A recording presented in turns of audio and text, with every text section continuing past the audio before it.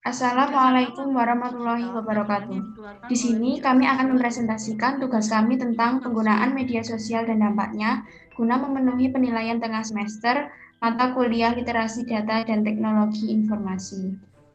Tugas ini disusun oleh yang pertama saya Fatimah Dinda Vista dengan NIM V3421045 dan teman saya Regina Espiritu dengan NIM V3421040.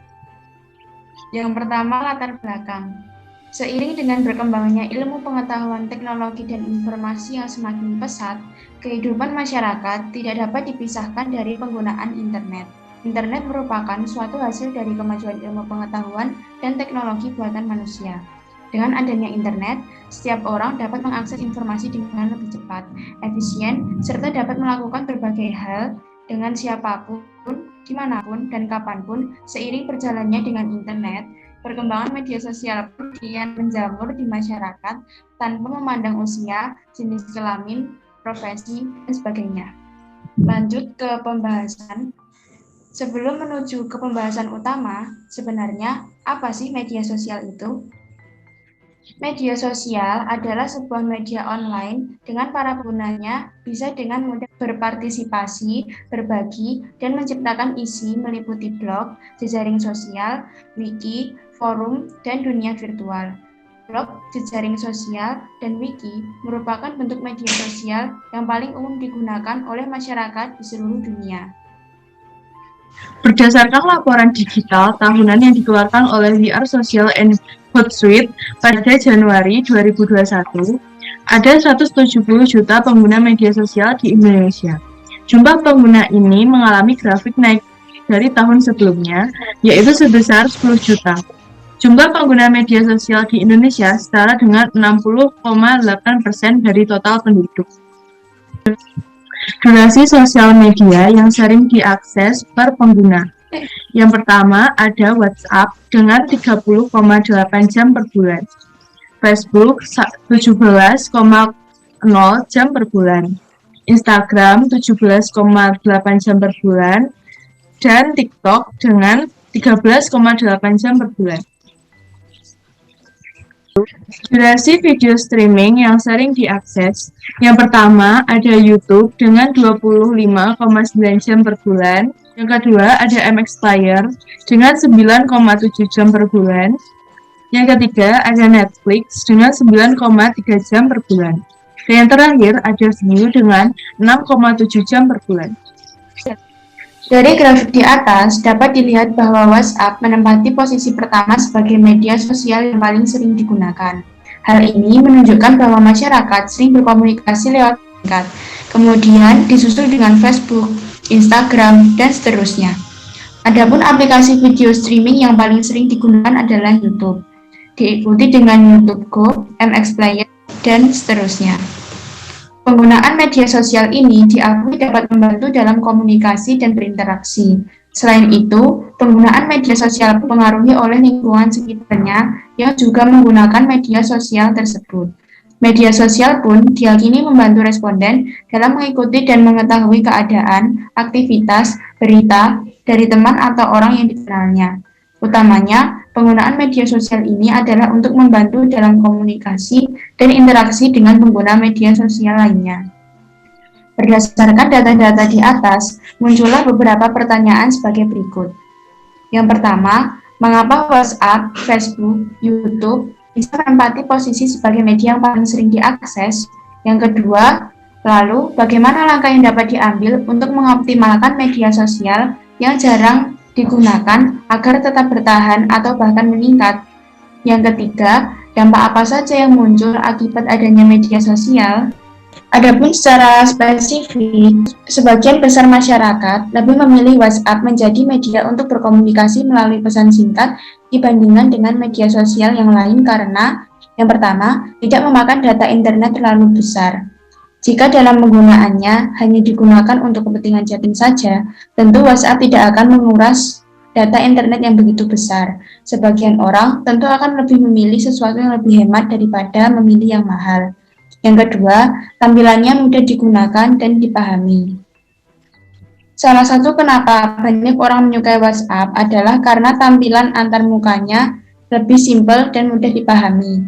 Pengguna pertama yang memakai WhatsApp akan langsung bisa memahami fitur-fitur yang ditawarkan oleh WhatsApp. Pengguna WhatsApp juga tidak terbatas pada merek smartphone dan sistem operasi tertentu. Hampir semua merek smartphone dan sistem operasi sudah kompatibel dengan aplikasi WhatsApp. Yang ketiga, terdapat fitur sinkronisasi kontak otomatis, fitur stories, dan fitur backup chat. Mengapa Facebook juga lebih dipilih daripada aplikasi media sosial yang lainnya? Yang pertama yaitu mempunyai fitur yang lebih lengkap dengan layanan jejaring sosial yang luas. Yang kedua, mendapatkan banyak informasi dari banyak orang. Yang ketiga, ada fitur marketplace yang bisa kita gunakan untuk promosi. Mengapa pula YouTube digunakan sebagai aplikasi video streaming yang sering digunakan oleh pengguna? Yang pertama, ada fitur autoplay. Fitur ini berfungsi menjalankan video selanjutnya secara otomatis. Yang kedua, ada anotasi, yaitu link berbentuk video ataupun kontak berada dalam video yang sedang diputar. Yang ketiga, mengatur kecepatan dan kualitas video. Yang keempat, ada fitur subtitle. Fitur ini membuat kita mengerti arti video yang menggunakan bahasa asing. Yang kelima, ada download video. Fitur ini memungkinkan kita dapat mendownload video YouTube yang nantinya bisa kita tonton secara offline.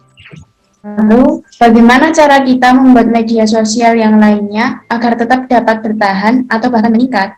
Yang pertama, dengan memperkenalkan atau mempopulerkan kepada masyarakat tentang media sosial yang lainnya selain WhatsApp, Facebook, dan YouTube. Karena ada kemungkinan bahwa masyarakat tidak menggunakan suatu media karena mereka belum mengenal lebih dalam tentang aplikasi itu. Yang kedua, mengoptimalkan penggunaan fitur-fitur yang ada atau bahkan bisa meningkatkan fitur tersebut. Misalnya di Telegram, terdapat fitur bot yang dijalankan oleh aplikasi dan dilengkapi dengan fitur AI atau kecerdasan buatan yang bisa melakukan apa saja. Selain itu, di Telegram juga bisa menampung anggota grup dalam skala besar dan dapat membagikan file tanpa mengurangi kualitasnya. Lalu di Instagram, terdapat fitur Reels, Feed, dan IGTV yang dapat didesain semenarik mungkin sehingga tidak mudah membuat bosan. Serta terdapat fitur hashtag yang memudahkan kita dalam melakukan pencarian. Kemudian di TikTok, kita bisa mendapatkan banyak informasi dengan melihat tayangan-tayangan video pendek, background, filter, efek, dan fitur editing yang menjadi ciri khasnya. Tentu, jika hal ini dikembangkan, bukan tidak mungkin TikTok bisa lebih dikenal dan diakses oleh masyarakat. Yang selanjutnya, di Twitter tersedia fitur trending topic yang bisa kita manfaatkan untuk mengetahui apa saja yang sedang hangat dibicarakan oleh pengguna Twitter. Media sosial memang punya banyak manfaat bagi kita, namun di sisi lain ternyata media sosial juga mendapatkan dampak negatif di dalam kehidupan. Di antaranya ada cyberbullying, plagiarisme, menjauhkan yang dekat karena minimnya sosialisasi dengan lingkungan, mengganggu kesehatan mental, ancaman pornografi, ancaman phishing, malware dan spam, ujaran kebencian dan berita bohong, mengganggu waktu istirahat, dan masih banyak lagi. Lalu, bagaimana solusi untuk menghadapi ancaman tersebut? Yang pertama, jadilah netizen yang kritis dan jangan mudah percaya terhadap apa yang muncul di media sosial yang tidak jelas. Yang kedua, biasakanlah cross-check berita atau informasi yang kita dapatkan. Yang ketiga, jaga lisan dan tulisan kita dalam perkataan yang tidak bermanfaat dan dapat menyakiti orang lain. Yang keempat, jangan pernah mengupdate informasi yang belum jelas, menyinggung, dan bersifat pribadi di medsos. Yang kelima, update status dan selfie sewajarnya saja agar tidak mengundang kejahatan. Yang keenam, selalu ingat waktu saat bermedsos. Dan yang terakhir, jadilah netizen yang cerdas, kreatif, dan produktif ketika bermedsos. Dan yang terakhir adalah kesimpulan.